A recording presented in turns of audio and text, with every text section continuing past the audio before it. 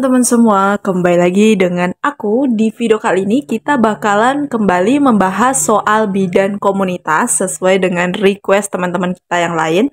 Dan tanpa lama-lama kita langsung aja ke videonya. Tapi sebelum ke videonya jangan lupa di like, comment, subscribe, dan nyalakan lonceng notifikasinya supaya kalian nggak ketinggalan video terbaru dari aku. Oke teman-teman, kita langsung aja baca ke pertanyaannya. Oke, kasus ini itu untuk soal 1 sampai nomor 5 ya, teman-teman. Jadi kasusnya sama, hanya pertanyaannya aja yang beda. Oke ya, kita baca dulu kasusnya. Nyonya Asi memeriksakan anaknya Bayu ke Polindes. Usia Bayu 18 bulan, berat badan 9 kilo. Dan bulan lalu berat badannya 9,5 kg. Dengan keluhan pup cair lebih dari 5 kali sehari selama 2 hari. Disertai rewel dan haus serta minum lahap. Ibu Asih cemas karena Bayu menjadi pendiam. Dari hasil pemeriksaan didapatkan keadaan mata cekung disertai cubitan kulit kembalinya 2 detik. Oke, soal nomor satunya adalah pada kasus di atas bidan ingin melakukan pengisian kohor. Maka kohor yang tepat digunakan adalah, soal-soal kohor tuh banyak banget waktu ujian P3K tahun 2022. Soal terkait kohor itu kurang lebih seperti cara pengisiannya, teman-teman ya. Soal-soalnya seperti itu.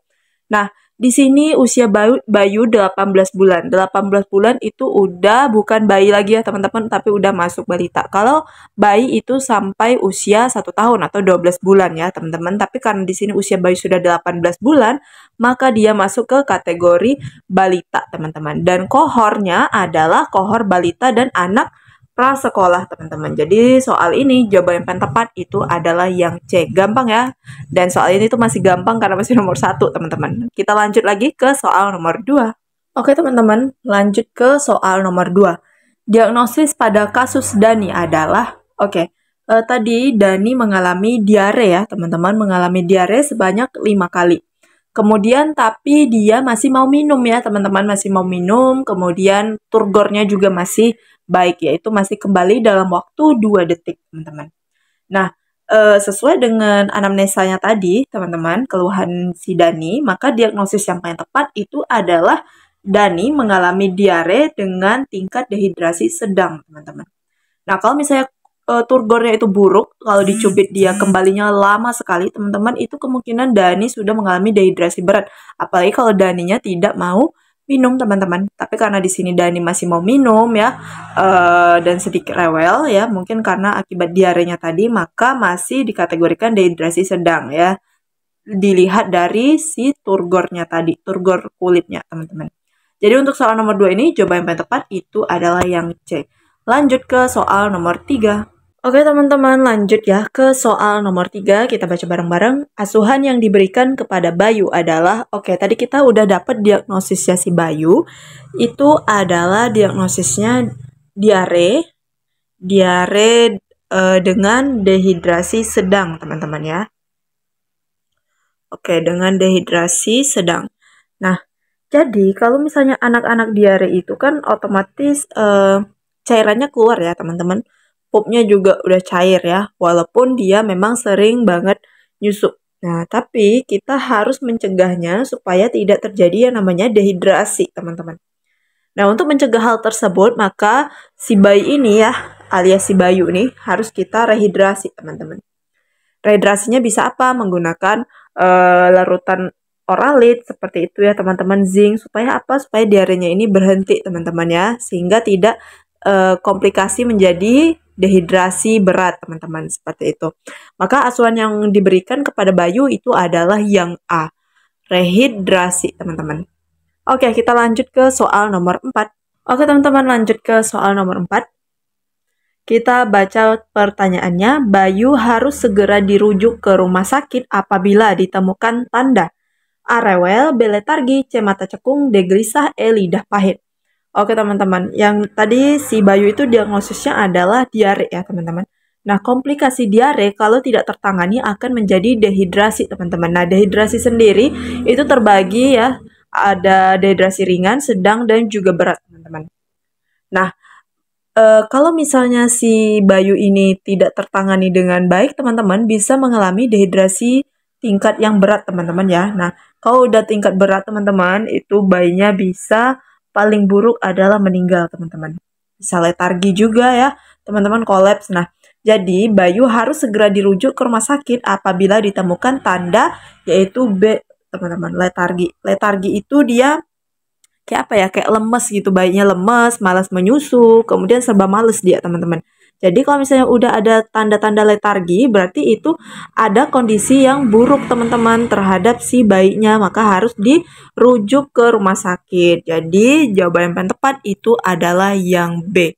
Lanjut ke soal yang terakhir. Oke, teman-teman, nah ini dia penulisan kohor yang tepat di bawah ini. Ini masih kasus si Bayu tadi ya, teman-teman.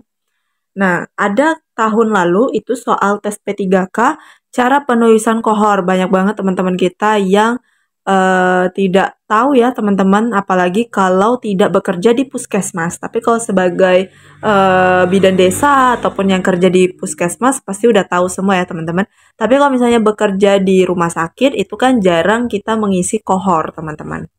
Nah, aku sendiri juga jarang bertemu dengan atau mengisi kohor, teman-teman, karena aku bekerja di rumah sakit. Jadi di sini kita sambil belajar juga ya. Nah, ini soalnya adalah si Bayu tadi.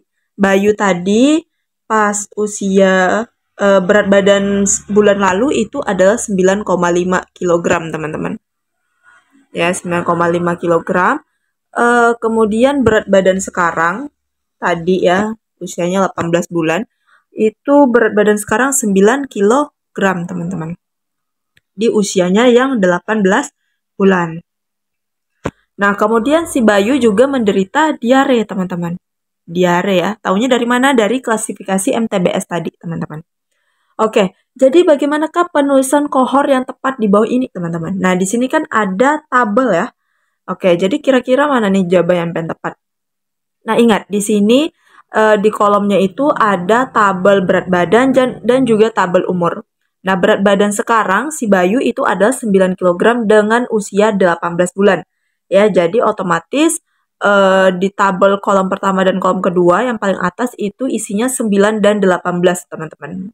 Oke, berarti A dan B ini 9,5 ini bukan ya, teman-teman, langsung kita coret. Berarti otomatis jawabannya C. Di sini opsinya aku kasih cuma 3 aja ya, teman-teman. Untuk opsi D sama E itu nggak tahu kenapa nggak bisa dibikin. Oke, berarti di sini otomatis jawabannya adalah yang C, teman-teman. Nah, kita lihat lagi ya. Ini adalah kolom untuk berat badannya dan di sini kolom umurnya 18 bulan. Nah, tapi di sini ada tanda T. T itu apa? Artinya turun, teman-teman. Berat badannya turun dari berat badan bulan yang lalu. Nah, berat badan bulan yang lalunya si Bayu itu kan 9,5. Kemudian berat badannya si Bayu yang bulan ini itu kan 9, otomatis berat badannya turun. Dan kalau turun harus ditandai dengan simbol T, teman-teman. Itu penulisan di kohor. Nah, kemudian ada lagi simbol M. M itu artinya apa? Yaitu bayi yang dilakukan MTBS, teman-teman. Maaf, balita yang dilakukan MTBS. Nah, tadi kan si Bayu itu dibawa ke Polindes sama ibunya ya, teman-teman. Tak langsung dilakukan MTBS oleh si bidannya. Jadi kalau dilakukan MTBS itu simbolnya adalah yang M, teman-teman. Kemudian diagnosis si Bayu. Nah, diagnosis Bayu tadi adalah diare, teman-teman ya. Berarti di sini jawaban yang paling tepat itu adalah yang C. Oke, teman-teman, segitu aja 5 soal dari aku. Semoga bisa membantu persiapan P3K kalian tahun ini. Dan juga yang bertanya untuk bagaimana cara try out, teman-teman, aku udah sering banget bilang kalau kalian mau try out silahkan di websitenya Sobat P3K. Untuk linknya udah aku cantumin di description box aku. Selain try out juga aku punya kumpulan soal yang bisa kalian pelajari, karena banyak banget kumpulan soal tersebut mulai dari sosiokultural, manajerial, teknis bidan, dan juga wawancara serta dengan pembahasannya, teman-teman. Dan untuk order kalian silakan hubungi nomor WhatsApp yang udah aku cantumin di description box aku. Untuk info bimbel itu masih dalam persiapan dan aku bakalan kasih tahu lagi, infoin lagi kalau sudah selesai, teman-teman. Oke, teman-teman, sekian dari aku. Terima kasih banget yang udah nonton, yang udah subscribe. Yang belum subscribe, jangan lupa di subscribe dan juga di like, serta nyalakan lonceng notifikasinya supaya kalian gak ketinggalan video terbaru dari aku. Dan terlebih terkurang aku mohon maaf. See you next video. Bye-bye.